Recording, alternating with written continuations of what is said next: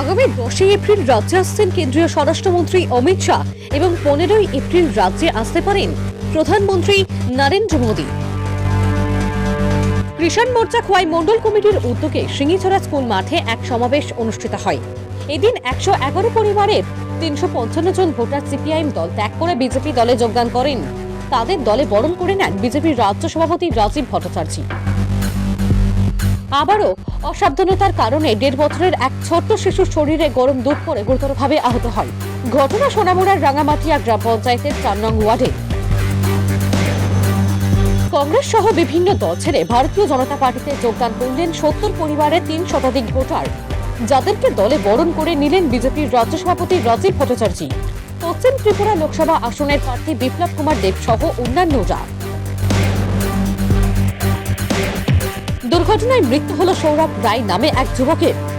বাড়ি চম্পকনগরে, পেশায় তিনি ছোটখাটো সবজি ব্যবসায়ী। জেরানিয়া ব্লক চৌমোহনীতে সড়ক দুর্ঘটনায় মৃত্যু হয়েছে সৌরভ রায়ের। শোকের ছায়া নেমে আসে পরিবার সহ এলাকা জুড়ে। বাইসনের আক্রমণের শিকার 26 বছরের শ্রীদেবী নোয়াতিয়া নামের এক মহিলা। তাকে দেখতে জিবি হাসপাতালে গেলেন মন্ত্রী অনিমেষ দেববর্মা। কথা বলেন চিকিৎসক, রোগী ও রোগীর পরিবারের লোকজনদের সাথে।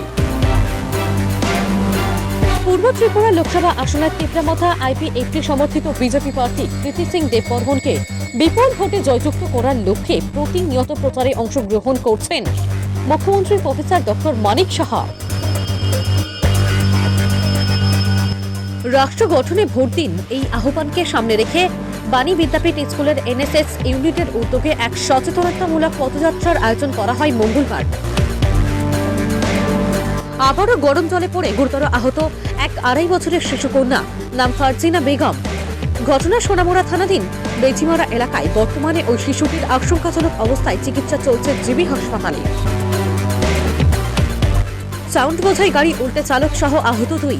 ঘটনা বিশালগড় থানার অন্তর্গত গোকুলনগর বন্ধন ব্যাংক সংলগ্ন এলাকায়।